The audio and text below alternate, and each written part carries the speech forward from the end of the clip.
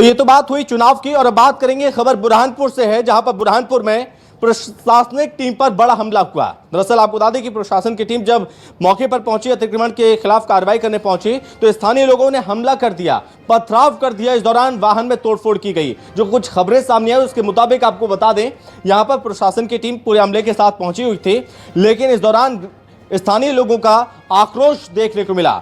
अतिक्रमण हटाने गई टीम पर पथराव कर दिया गया।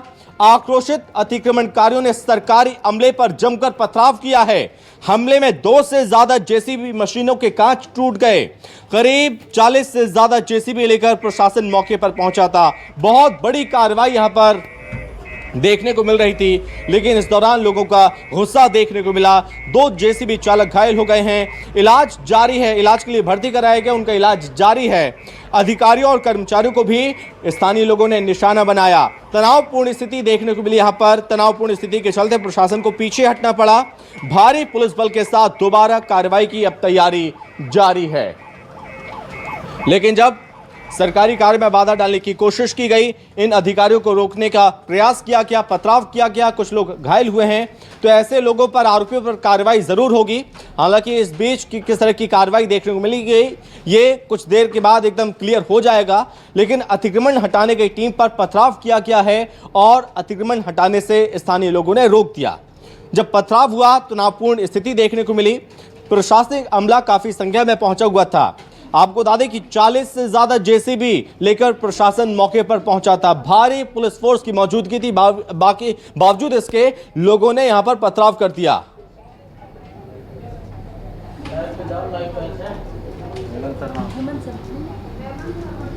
इस पर ज्यादा जानकारी के साथ सहयोगी हेमंत शर्मा हमारे साथ जुड़ रहे हैं। तो हेमंत, एक बार फिर से बड़ी कार्रवाई देखने को मिली, लेकिन इस दौरान स्थानीय लोगों का गुस्सा और इस अभियान को रोकने का प्रयास, पथराव किया गया, क्या जानकारी इसको लेकर?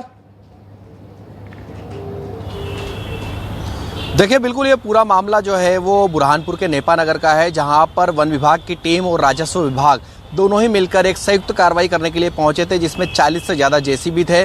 बड़ी संख्या में पुलिस बल तैनात किया गया था, लेकिन बावजूद इसके जो वहां के रहवासी थे जिन्होंने अतिक्रमण कर रखा था, 100 से 150 लोग वहां पर अचानक इकट्ठा होते हैं और पुलिस बल पर पथराव कर देते हैं। इसके बाद पुलिस की टीम को पीछे हटना पड़ता है। लेकिन देखिए, यहाँ पर बड़ा सवाल ये खड़ा होता है कि लंबे समय से कैसे वन विभाग की ज़मीन पर अतिक्रमण हो जाता है। देखते ही देखते वो अतिक्रमण इतना लंबा हो जाता है कि 100 से 150 मकान वहाँ पर बन जाते हैं। रातों रात बने हुए मकान नहीं थे जो अमले ने जाकर तोड़ने का प्रयास किया। पहले तो लोगों को वहाँ पर रहने के लिए दिया जाती है जगह, उसके बाद में उनके घरों पर बुलडोजर चलाने की कार्रवाई यहाँ पर की जाती है। तो ऐसे में वन विभाग पर भी सवाल यहाँ पर खड़े होते हैं कि लोगों के पहले वहाँ पर आशियाने बनते हैं, उसके बाद में यही जो आशियाने हैं उनको उजाड़ने के लिए वहाँ पर टीम जो है वो पहुँच जाती है। तो अब यहाँ पर जो लोग हैं वो इस बात से आक्रोशित हैं कि पहले रहने दिया गया, उसके बाद में उनको बिना नोटिस दिए, बिना किसी जानकारी के अचानक से बड़ी संख्या में पुलिस बल लेकर पहुंच गए और खदेड़ना शुरू कर दिया। तो ऐसे में लाजमी हो जाता है कि दूसरी तरफ से कार्रवाई जो है वो शुरू होती है। तो ये वही कार्रवाई का नतीजा है, जो पथराव है वो यही नतीजा है कि लंबे समय से यहाँ पर लोग जो रह रहे थे उन लोगों को हटाने का प्रयास किया गया। वो लोग कुछ मोहलत मांग रहे थे, लेकिन यहाँ पर वन विभाग ने किसी तरह की कोई मोहलत नहीं दी। इसके बाद में यहाँ पर जो पथराव है वो सामने आया। फिलहाल लेकिन गंभीर पूरे ही मामले में एक महत्वपूर्ण सवाल ये भी कि जो कि सवाल वन विभाग की टीम पर भी उठ रहे हैं कि आखिर इतने लंबे समय से यहाँ पर अवैध अतिक्रमण हो रहा था, तो क्या वन विभाग यहाँ पर मूक दर्शक बना रहा? पहले कार्रवाई क्यों नहीं की गई? पहले इन्हें क्यों नहीं हटाया गया? जब कार्रवाई की जा रही थी तो नोटिस जारी क्यों नहीं हुआ? ये सवाल भी। और साथ में ये भी, जो आरोपी हैं जिन्होंने पथराव किया है, हमला करने की कोशिश की, कुछ लोग घायल हुए, क्या इन आरोपियों को चिन्हित किया जाएगा? इन पर कोई कार्रवाई की बात सामने आ रही है? देखिए, बिल्कुल सबसे पहले तो ये कि अतिक्रमण हुआ कैसे, किनकी निगरानी में ये अतिक्रमण होता रहा। ये सालों पुराने लोग हैं, आदिवासी हैं, जो लंबे समय से वहाँ पर बसे हुए थे। ये कल रातों रात हुआ अतिक्रमण नहीं है, ये सालों पुराना अतिक्रमण बताया जा रहा है। और यहाँ तक कि कुछ लोगों ने यहाँ के दस्तावेज भी बताए कि वन विभाग ने उन्हें ज़मीन जो है वो यहाँ पर मुहैया कराई है, लेकिन उन दस्तावेजों को जब चुनौती दी गई तो दस्तावेज जो हैं वो कहीं ना कहीं खरे नहीं उतरे, इसलिए अतिक्रमण इसको घोषित कर दिया गया।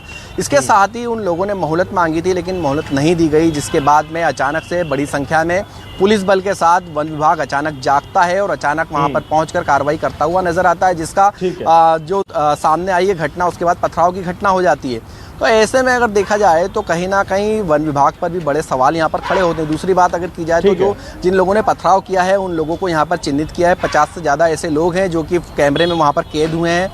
उन पर शासकीय कार्य में बाधा का प्रकरण जो है वो नेपा नगर थाने पर दर्ज किया जा रहा है। उन्हें चिन्हित किया जाएगा, इसके बाद उन पर कार्रवाई की जाएगी। इसके साथ ही पूरा जो आसपास का क्षेत्र है नेपा नगर का, वहाँ पर बड़ी संख्या में पुलिस बल तैनात किया गया है ताकि दूसरी बार जब टीम अतिक्रमण मुक्त कराने जमीन को पहुंचे तो वहाँ पर इस तरह की घटनाओं का सामना बल को ना करना पड़े, इसलिए बड़ी संख्या में पुलिस बल फिलहाल लगाया गया है। जी ठीक है हेमंत, फिलहाल बहुत धन्यवाद आपका तमाम जानकारी के लिए।